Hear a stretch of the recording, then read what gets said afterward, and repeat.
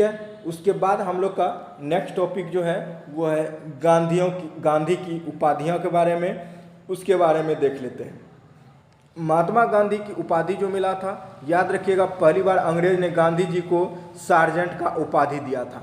ठीक है, किस चीज़ का उपाधि दिया था? पहली बार सार्जेंट का उपाधि दिया था, क्योंकि गांधी जी ने प्रथम विश्व युद्ध में ब्रिटिश सेना में बहुत से भारतीयों को भर्ती करवाया था, इसीलिए सार्जेंट का उपाधि दिया गया था। अंग्रेजों का सहयोग करने के कारण महात्मा गांधी को ब्रिटिश सरकार ने केसरे हिंद की भी उपाधि दिया था। ठीक है, उसके बाद चंपारण सत्याग्रह की सफलता के बाद रविन्द्रनाथ टैगोर ने महात्मा की उपाधि दिया था चंपारण सत्याग्रह के बाद, और जवाहरलाल नेहरू ने इन्हें बापू का उपाधि दिया था। ठीक है, और सुभाष चंद्र बोस ने इन्हें राष्ट्रपिता की उपाधि दिया था, और विंस्टन चर्चिल यानी पीएम जो था इंग्लैंड का, विंस्टन चर्चिल, इन्होंने इसे अर्धनग्न फकीर कहा था। ठीक है, ये सब आपके लिए इम्पोर्टेंट है। पहली बार जो उपाधि मिला था वो मिला था सार्जेंट का उपाधि प्रथम विश्व युद्ध में, और उसके बाद उसको मिला था केसरे हिंद का भी उपाधि दिया था ब्रिटिश सरकार ने, और चंपारण सत्याग्रह की सफलता के बाद रविन्द्रनाथ टैगोर ने महात्मा को उपाधि दिया, और जवाहरलाल नेहरू ने इन्हें बापू कहा, और सुभाष चंद्र बोस ने इन्हें राष्ट्रपिता की उपाधि दिया, और विंस्टन चर्चिल जो है अर्धनग्न फकीर कहा।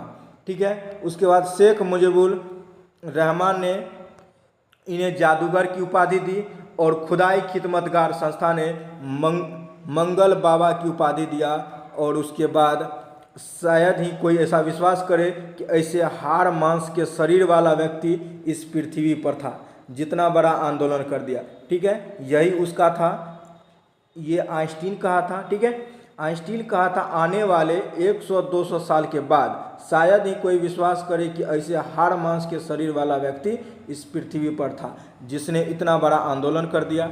उसके बाद 9 जनवरी 1915 ईस्वी को महात्मा गांधी भारत लौट आए। आज भी इस दिन को प्रवासी भारतीय दिवस के रूप में मनाया जाता है, और उन्होंने अहमदाबाद के समीप कोचरब नामक स्थान पर 1915 ईस्वी में ही एक आश्रम स्थापित किया, जो आगे चलकर साबरमती आश्रम कहलाया। साबरमती आश्रम भी किसने किया था? यही किया था, महात्मा गांधी का ही है। ठीक है, और 9 जनवरी को जो वापस लौटे थे उस दिन प्रवासी दिवस हम लोग मनाते हैं।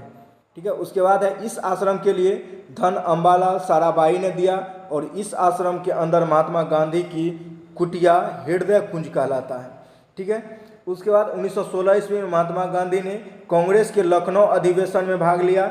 इनकी अध्यक्षता अंबिका चंद्र मजूमदार कर रहे थे, और इसी अधिवेशन में राजकुमार शुक्ल ने गांधी जी को चंपारण के लिए नील्हे जमींदारों के 3 कट्ठिया पद्धति यानी 20 कट्ठा में 3 कट्ठा आपको नील की खेती करना था, और ये जानकारी दिया, और उन्हें चंपारण आगने का भी आग्रह किया था।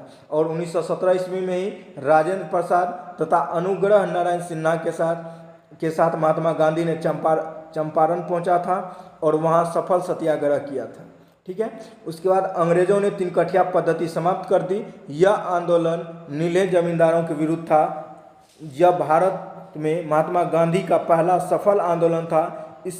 इसकी सफलता के बाद रविन्द्रनाथ टैगोर ने इन्हें महात्मा का उपाधि दिया था। ठीक है, ये भी आप लोग याद रखिएगा। उसके बाद है 1918 ईस्वी में महात्मा गांधी ने खेरा सत्याग्रह किया, और किसानों के बढ़े हुए टैक्स को माफ़ करवाया, और 1918 में ही महात्मा गांधी ने अहमदाबाद मिल मजदूर सत्याग्रह किया, और इसी सत्याग्रह में पहली बार महात्मा गांधी ने भूख हड़ताल का प्रयोग किया था। ठीक है, और इसी तरह हम लोग महात्मा गांधी के आंदोलन के 4 चरण थे।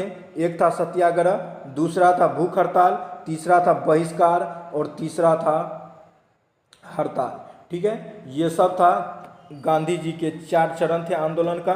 ठीक है, और इसी के साथ मिलते हैं नेक्स्ट वीडियो में। तब तक के लिए thank you so much for watching.